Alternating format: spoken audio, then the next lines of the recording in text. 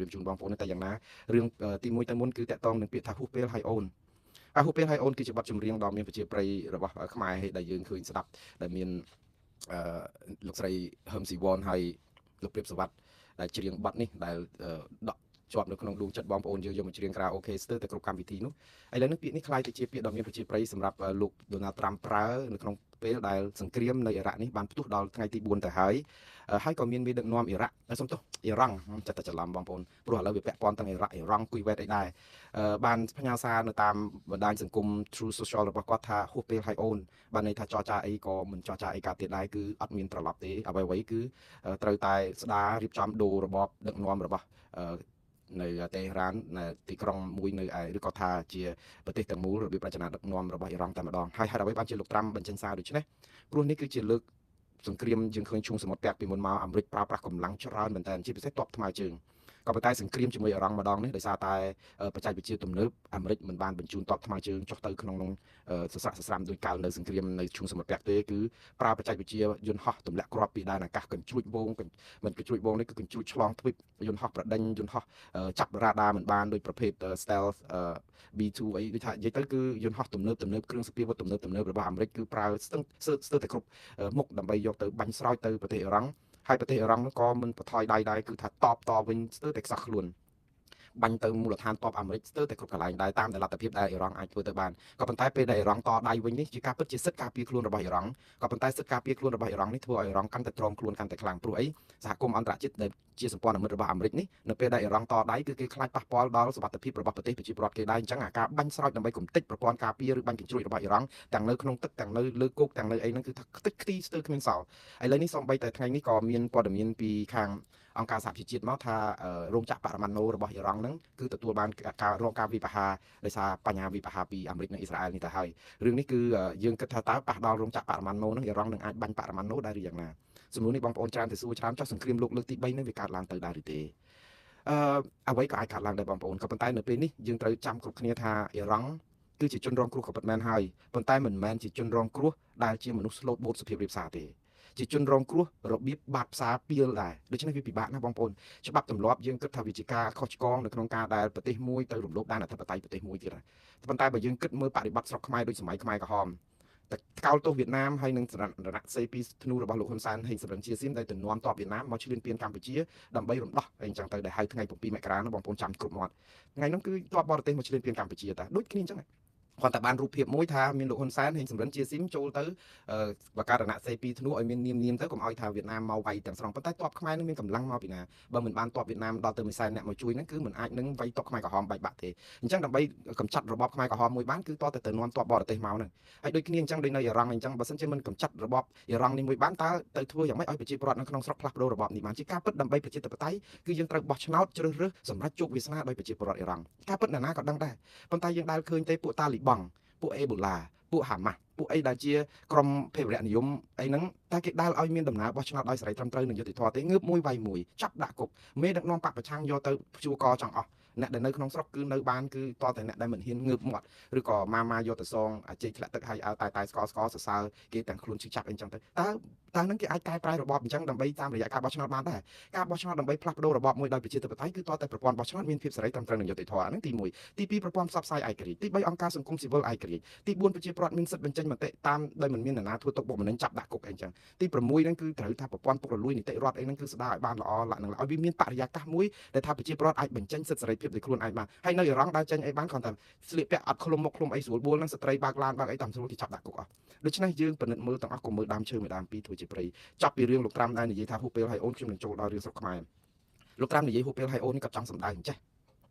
គាត់ចង់ថាកាលពីពេលចរចាគ្នាពីលើកដំបូងអាមេរិកនិងអ៊ីស្រាអែលបានដាក់លក្ខខណ្ឌទៅអ៊ីរ៉ង់ថាចរចាមិនអាចទៅកើតទេបើសិនជាអ៊ីរ៉ង់មិនព្រមរំលាយចោលនៅគម្រោងផលិតអាវុធបរមាណូឬក៏ការរីកសាយភាយនៃអាវុធបរមាណូនុយក្លេអ៊ែររបស់ខ្លួនហ្នឹងហើយអ៊ីរ៉ង់ខ្លួនឯងដឹងខ្លួនដែរថាបើរំលាយអាវុធបរមាណូនុយក្លេអ៊ែររបស់ខ្លួនគឺវាដូចអ៊ុយក្រែនអញ្ចឹងបងប្អូនមានចាំទេអ៊ុយក្រែនពីដើមឡើយគឺជាប្រទេសដែលមានអំណាចណាស់ដោយសារតែមានគ្រាប់បែកបរមាណូដើម្បីការពារប្រទេសក៏ប៉ុន្តែដោយសារអ៊ុយក្រែនជ្រើសរើសវិធីមួយដើម្បីឲ្យកុំឲ្យគេគិតថាខ្លួនគឺជាឆ្អឹងតតឹងកដោយសារតែមានអាវុធបរមាណូគេអត់ឈឺឆ្អាលជួយអ៊ុយក្រែនក៏សុខចិត្តរំលាយចោលអាវុធបរមាណូនឹងទាំងអស់ដើម្បីឲ្យគេអស់ចិត្តថាអ៊ុយក្រែនមិនមែនបង្កើតអាវុធនឹងធ្វើឲ្យប៉ះពាល់ដល់សុវត្ថិភាពរុស្ស៊ីឬក៏ប្រទេសនៅជិតណាដល់តែពេលគ្នារំលាយអស់អត់មានអីការពារខ្លួនរុស្ស៊ីចូលមកឈ្លានពានក៏ប៉ុន្តែបងប្អូន ពេលដែលអ៊ុយក្រែនរំលាយចោលអាវុធបរមាណូមិនមែនបានន័យថាអ៊ុយក្រែនប្រព្រឹត្តខុសឬក៏ជាមនុស្សដែលខ្វះការគិតពិចារណាត្រឹមត្រូវទេគឺជាការគិតត្រូវរបស់អ៊ុយក្រែនទៅវិញទេបើសិនជាអ៊ុយក្រែនមានបរមាណូមកដល់ម៉ោងនេះអ៊ុយក្រែនខ្ទេចខ្ទីអស់ហើយជាមួយនឹងរុស្ស៊ីគឺវាយគ្នាទម្លាក់បរមាណូទៅវិញទៅមកគឺម៉ត់ទៅជាផេះផង់អាលីខ្សលតែម្ដងព្រោះអីតែមានអាវុធគឺវាឆ្លោះគ្នាបែបហ្នឹងជាកម្រិតធំហើយប៉ុន្តែដោយសារអ៊ុយក្រែនអត់មានបរមាណូហើយដោយសារតែសហគមន៍អន្តរជាតិទាំងអស់គ្នាគេមានសមានចិត្តចំពោះប្រទេសអ៊ុយក្រែនគេដឹងថាគ្នាជាប្រទេសទុនខ្សោយគ្នាខំរំលាយចោលអាវុធបរមាណូអស់ហើយឥឡូវស្រាប់តែបងធំជើងកាងឯណាចូលមកឈ្លានពានគេតើប្រទេសទាំងអស់គ្នាដូចជានៅអឺរ៉ុបអីដូចជា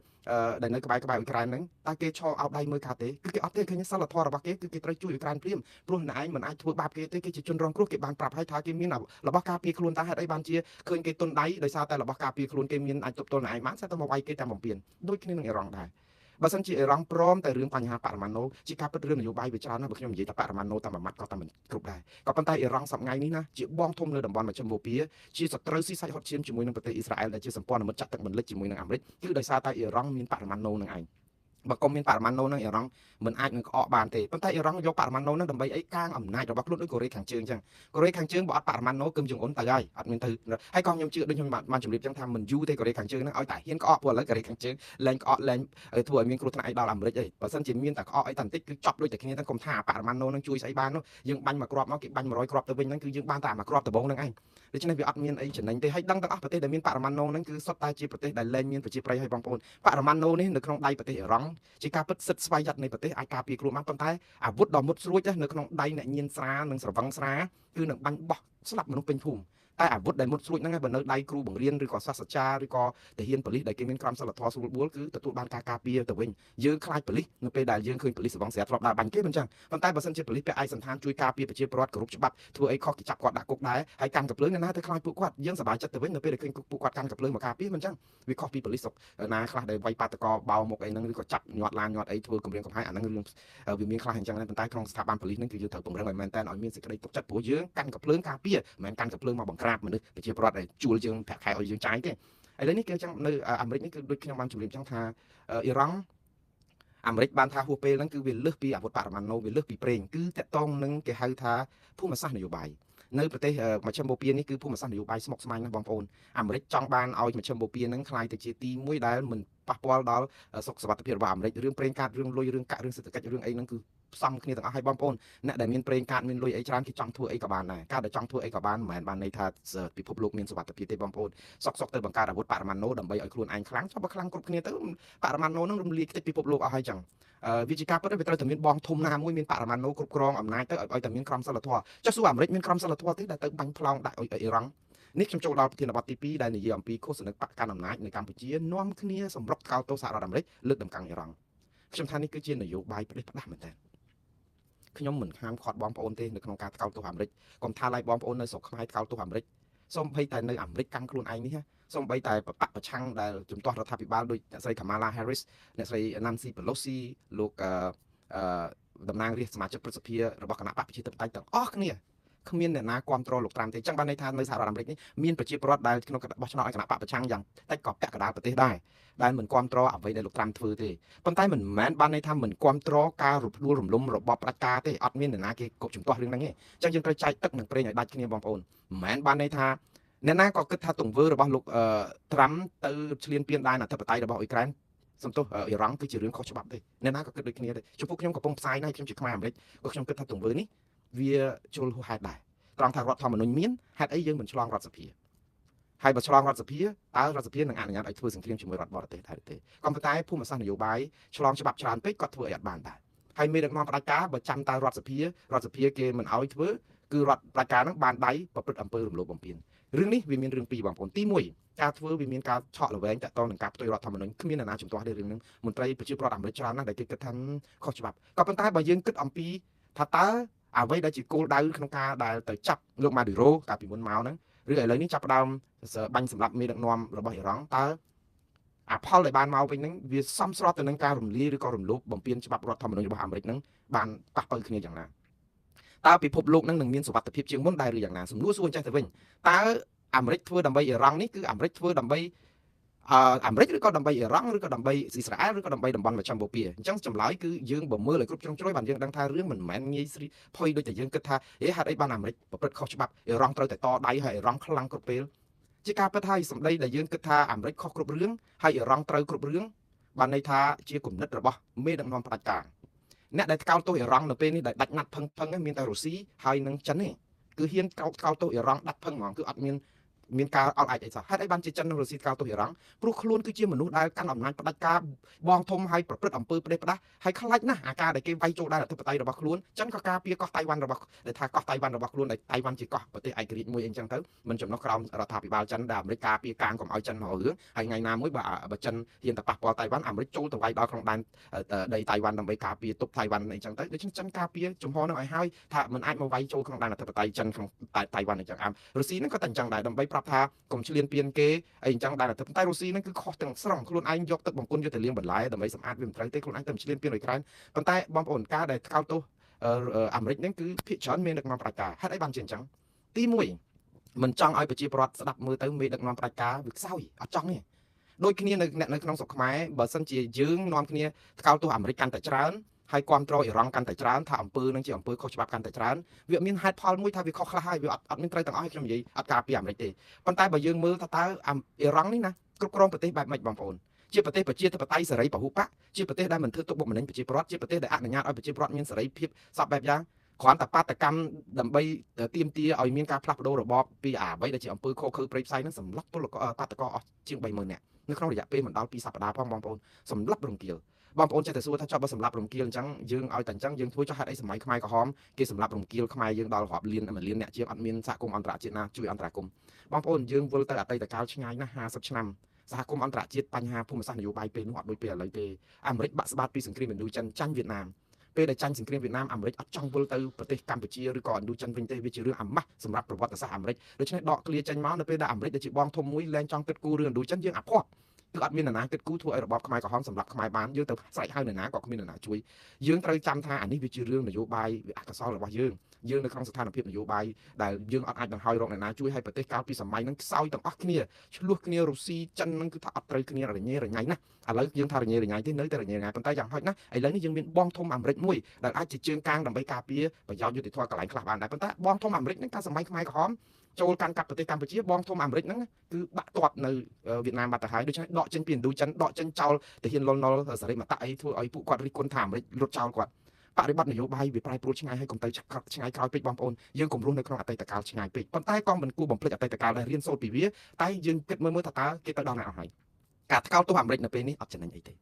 ការថ្កោលទោសអាមេរិកនៅពេលនេះគឺបានត្រឹមតែស្អំចិត្តប្រជាពលរដ្ឋដែលគ្រប់គ្រងមេដឹកនាំកាន់អំណាចឬក៏ពួកប្រជាការថាមិនត្រូវធ្វើអញ្ចឹងទេប្រាប់ប្រជាពលរដ្ឋថាណែឯងមិនអាចទៅទម្លាក់មេដឹកនាំបានតាមពិតការពារកុំឲ្យគេទម្លាក់មេដឹកនាំរបស់ខ្លួនដូចអញ្ចឹងតាប៉ុន្តែក្នុងពេលជាមួយគ្នាហ្នឹងយើងការពារដើម្បីនិយាយស្អំចិត្តខ្លួនឯងថាណែកុំធ្វើអញ្ចឹងអត់ត្រូវច្បាប់ទេមេដឹកនាំគេបោះឆ្នោតបោះអីត្រឹមត្រូវប៉ុន្តែអត់ព្រមកែអាប្រព័ន្ធបោះឆ្នោតហ្នឹងឲ្យសេរីត្រឹមត្រូវនឹងយុត្តិធម៌កុំងើបមួយវាយមួយកុំចាប់ប្រជាពលរដ្ឋកុំមានបញ្ហាអីធ្វើឲ្យប្រជាពលរដ្ឋថ្នាក់ហើយរងចាំដូចតែភ្នំភ្លើងចាំតែផ្ទុះហើយយើងយកដៃទៅខ្ទប់ភ្នំភ្លើងសប្តាហ៍ថ្ងៃនេះឃោសនារបស់គណៈបកប្រជាជនកម្ពុជានិងអ្នកគ្រប់គ្រងរដ្ឋាភិបាលកំពុងតែយកដៃទៅសង្កត់ក្របឆ្នាំងដែលកំពុងតែភួលខ្ជួលពុះហើ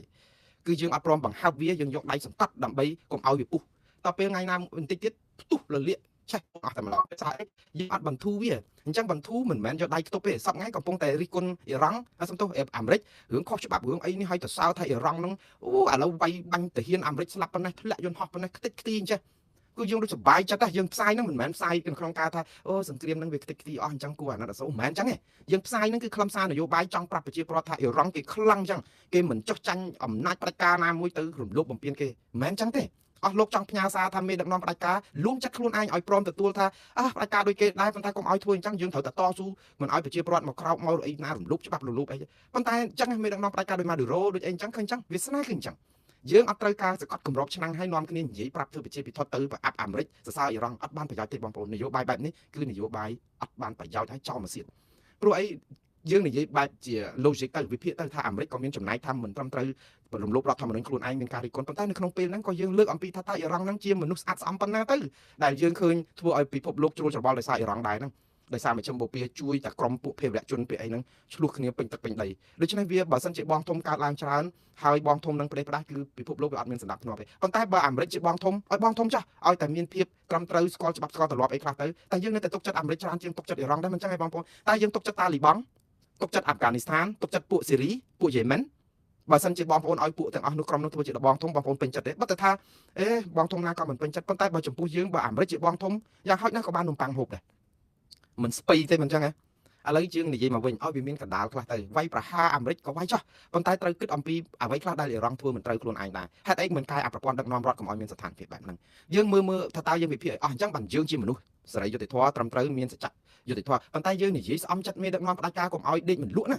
ាថាធ្វើអ៊ីរ៉ង់មិនត្រូវជាមួយអ៊ីរ៉ង់គឺនឹងបៃវិញចេះតបចុះអីយើងទៅសរសើរមេដឹកនាំផ្ដាច់ការឲ្យគេខ្លាំងដើម្បីការពារល្អហើយបើគេជាជនរងគ្រោះយើងនាំគ្នាការពារជនរងគ្រោះតែអស់លោកអត់ដែលការពារជនរងគ្រោះទេមកយកហើយបើខ្មែរយើងមានចិត្តការពារជនរងគ្រោះយើងមិនមែនវេទនាអញ្ចឹងទេយើងឃើញគេរំលាយគណៈបកសង្គ្រោះជាតិទាំងចងោយកកម្លាំងចាប់មេគេដាក់គុករំលាយក្រុមប្រឹក្សាគុំសង្កាត់គេប្រជាពលរដ្ឋ3លាននាក់ដែលអស់លោកទាំងអស់ហ្នឹងទៅស្កោលទោសអំពើដល់ប្រទេសផ្ដាស់ហ្នឹងដែរទេអត់ផងហ្នឹងអាចជ័យធ្លាក់ទឹកហើយអើទូមស្គរជនរងគ្រោះនៅពេលដែលរងការរំលោភយើងទាំងអស់គ្នាហើយអើសាទរថាមកពីនាងស្លៀកខ្លី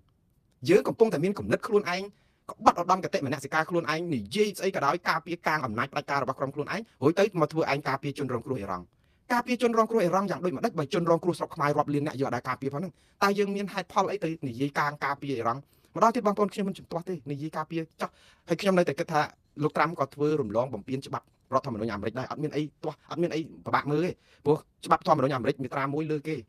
ចែងថាដើម្បីធ្វើសង្គ្រាមជាមួយប្រទេសដទៃគឺត្រូវតែសុំការអនុម័តពីសភាយល់ព្រមសិនចឹងបើអត់មានសភាធ្វើមុនសភាគឺបានន័យថារំលោភរដ្ឋធម្មនុញ្ញមានតែប៉ុណ្ណឹងក៏ប៉ុន្តែម្ដងទៀតសួរថាលោកត្រាំធ្វើនឹងវាជ្រុលហួសហេតុពេកឬក៏អ៊ីរ៉ង់នឹងក៏មានចំណែកដែលធ្វើឲ្យបញ្ហានេះកើតឡើងដែរយូរឆ្នាំហើយណាបងប្អូនអ៊ីរ៉ង់នេះណា36ឆ្នាំក្រោមការដឹកនាំរបស់លោកអាលីហាមេនេ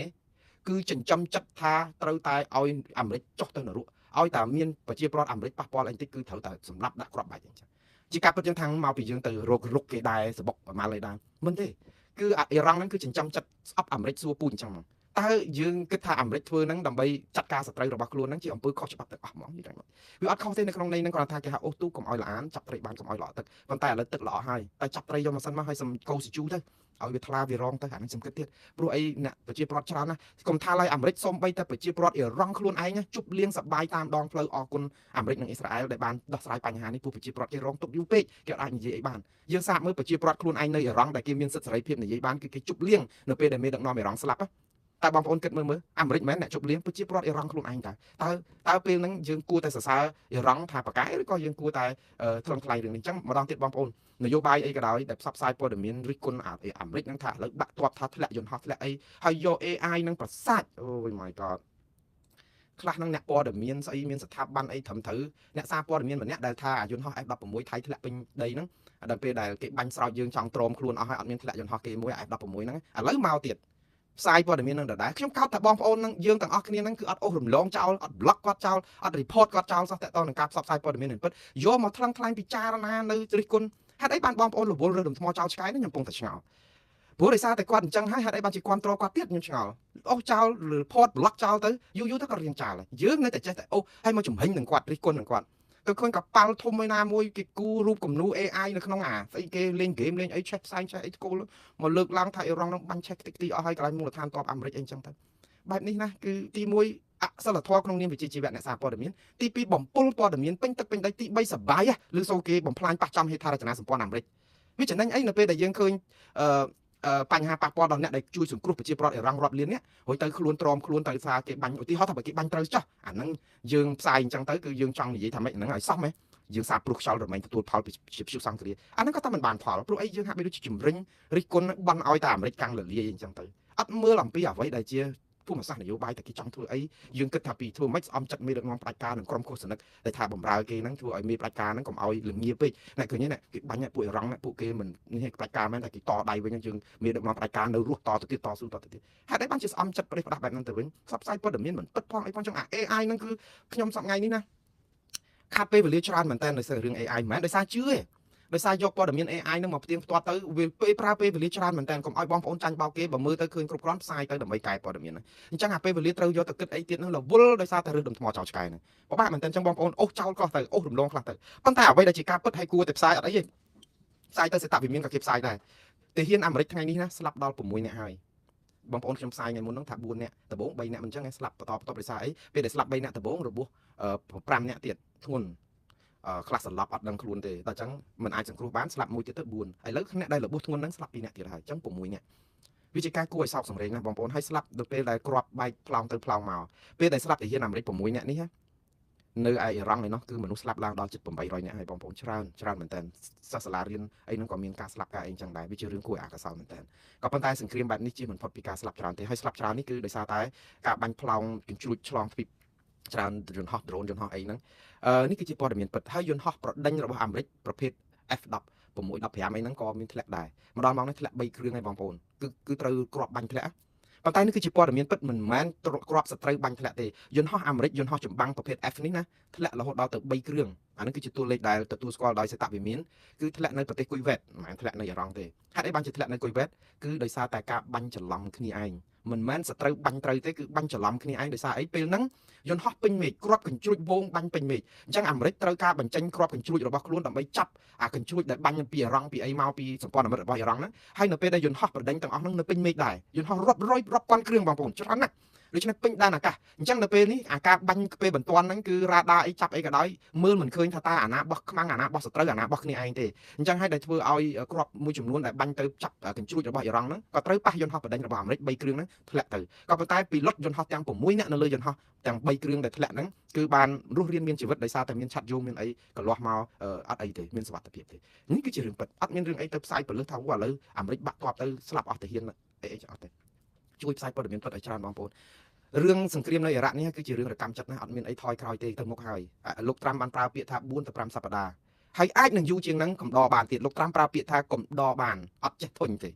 មេដឹកនាំលោកត្រាំនេះពេលខ្លះនាំគ្នាស្អប់គាត់មែនប៉ុន្តែជាមេដឹកនាំមួយគឺជាបងធំគឺថាទៅណាទៅហ្នឹងហើយយើងមែនតើរកម្មចិត្តនឹងគាត់ដែរតែធ្វើបញ្ហាឲ្យមានបញ្ហារាំងស្ទះឬក៏ឆ្លោះគ្នាពេញសហរដ្ឋអាមេរិកដែរតាក់ទងគោលនយោបាយតោប្រវេសរបស់គាត់រឿងស្អីផ្សេងទៀតដែលគាត់ជាកណ្ដាប់ដៃរបស់គាត់ប៉ុន្តែរឿងអ៊ីរ៉ង់នេះគឺមេដឹកនាំបែបអ៊ីរ៉ង់បែបកាដាហ្វីបែបសាដាំហ៊ូសេនបែប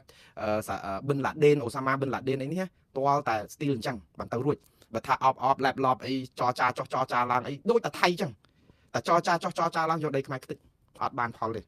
ហើយយើងវិចារណអីទៅជាបងធំរបស់យើងទៅកាន់ខាងថៃទៅទៀតអាមេរិកហ្នឹងតែអញ្ចឹងទៅយើងសរោទៅមកលើទល់ដែនហ្នឹងស្ងាត់ជ្រាបស្ងាត់អស់ទល់ដែនហើយអាមេរិកមកនេះខ្ញុំបង្ហាញព័ត៌មានអាមេរិកទៀតAI បងប្អូនប្រយ័ត្នឲ្យមែនតើកុំចាយផ្សាយច្រើនពេកលុបវាចោលខ្លះទៅឬក៏អូសរំលងទៅហើយបើថាជ្រុលពេកសួរមកខ្ញុំមួយម៉ាត់មកក៏បានដែរពិតឬមិនពិតខ្ញុំជួយផ្ទៀងផ្ទាត់ឲ្យមិននឿយណាយទេបើថារវល់ក៏ដោយនឹងផ្ទៀងផ្ទាត់ឲ្យព័ត៌មានឆេះព្រៃឆេះអីហ្នឹងជួនកាលជាការបង្កើតព័ត៌មានច្រើនណាស់សតតែ AI ឥឡូវនេះគឺខ្ញុំអាមេរិកមកដល់ម៉ោងនេះគឺប្រកាសប្រាប់ប្រជាពលរដ្ឋអាមេរិកនៅលើពិភពលោកឲ្យប្រយ័ត្នប្រយែងគ្រប់គ្នាហើយជាសេចក្តីថ្លែងការណ៍របស់ក្រសួងការបរទេសអាមេរិកគឺប្រជាពលរដ្ឋអាមេរិកនៅប្រទេសទាំង15នេះត្រូវជំនះជាបន្ទាន់បើអាចធ្វើទៅបានគឺចាក់ចេញពីប្រទេសហ្នឹងហ្មងគឺដោយសារតែគ្រោះថ្នាក់ធ្ងន់បំផុតនៅប្រទេសទាំងនេះគេខ្លាចពួកអ៊ីរ៉ង់យកលេសជាគេហៅថាចំណាប់ខ្មាំងអីបានណាអញ្ចឹងឲ្យចេញប្រទេសដែលឲ្យចេញហ្នឹងគឺមានបារ៉ានអេហ្ស៊ីបអ៊ីរ៉ង់នឹងតែម្ដងចេញឲ្យអស់ប្រទេសអ៊ីរ៉ាក់ក៏ត្រូវចេញដែរអ៊ីស្រាអែលនៅតំបន់ West Bank និងកាហ្សាត្រូវចេញឲ្យអស់ Jordan គុយវ៉េតលីបង់អូម៉ង់កាតាអារ៉ាប៊ីសាអូឌីតស៊ីរីនិងអារ៉ាប់រួមនិងចុងក្រោយយេម៉ិនប្រទេស15នេះគឺប្រជាពលរដ្ឋអាមេរិកដែលនៅទីហ្នឹងត្រូវចាក់ចេញជាបន្ទាន់តាមដែលអាចធ្វើទៅបានហើយអាមេរិកសម្រួលការធ្វើដំណើរតាមរយៈយន្តហោះដឹកអ្នកដំណើរដឹកអីក៏ដោយឲ្យទៅចេញឲ្យបានក្នុងពេលហ្នឹងឲ្យឆាប់តាមដែលអាចធ្វើទៅបានហើយមួយទៀតអ្នកដែលជាជនជាតិអាមេរិកនៅគ្រប់ទិសទីហ្នឹងគឺឲ្យចុះឈ្មោះមួយនៅក្នុងកម្មវិធីរបស់រដ្ឋរបស់ក្រសួងការបរទេសគឺឈ្មោះថា step.state.gov step.state.gov គឺដើម្បីទទួលបានព័ត៌មានចុងក្រោយពីក្រសួងការបរទេសអាមេរិកតាក់ទងនឹងវិធានការបែបណាដែលត្រូវដោះស្រាយបន្ទាន់ហើយក៏គេមានផ្ដល់លេខទូរស័ព្ទអីច្រើនដែរបាទអានេះគឺជាវិធានការរបស់អាមេរិកហើយគិតថាសង្គ្រាមនេះវាអាចប្រើពេលយូរយ៉ាងណាប៉ុន្តែការពារអាយុជីវិតរបស់ប្រជាពលរដ្ឋអាមេរិកជាចម្បងទៅទៀតហើយបងប្អូនអត់ថយក្រោយទេឥឡូវនេះគឺខ្ញុំវិលមកចូលដល់ព័ត៌មានរបស់យើងវិញតាក់ទងនឹងខ្មែរវិញម្ដងទៅប្រអែមអង់គ្លេសមុនបរទេសមុនណាប៉ុន្តែរឿងដែលរកម្មចិត្តនៅស្រុកខ្មែរ